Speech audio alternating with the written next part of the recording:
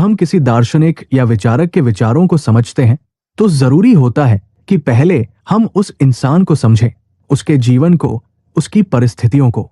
डाइट्रिश बोनहोफर एक जर्मन धर्मशास्त्री, पादरी और विचारक थे।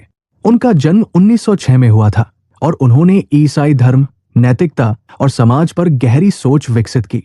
लेकिन बोनहोफर सिर्फ एक धार्मिक विद्वान नहीं थे, वो नाजी शासन के खिलाफ खड़े होने वाले उन चंद साहसी लोगों में से एक थे जिन्होंने हिटलर की नीतियों का खुला विरोध किया। जब पूरा देश नाजी विचारधारा के आगे झुकता जा रहा था, बोनहोफर ने न सिर्फ इसका विरोध किया बल्कि एक गुप्त योजना में भी शामिल हुए जिसका उद्देश्य था हिटलर को हटाना।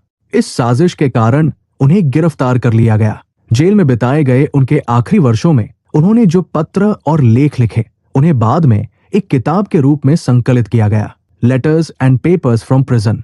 यहीं से निकलती है उनकी वो विचारधारा जिसे हम थियोरी ऑफ स्टुपिडिटी कहते हैं। ये कोई साधारण कैदी के विचार नहीं थे, ये एक ऐसे व्यक्ति की आत्मा की पुकार थी जिसने अत्याचार, चुप्पी और सामाजिक अंधेपन को नजदीक से देखा था।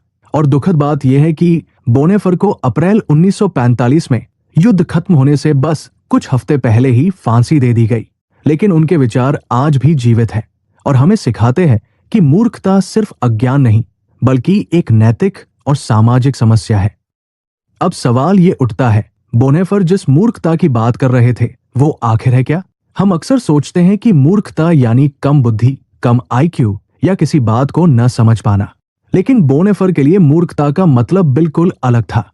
उनका मानना था कि मूर्खता किसी की बौद्धिक क्षमता की कमी नहीं है बल्कि ये एक इच्छा से की गई सोचने की अस्वीकृति है।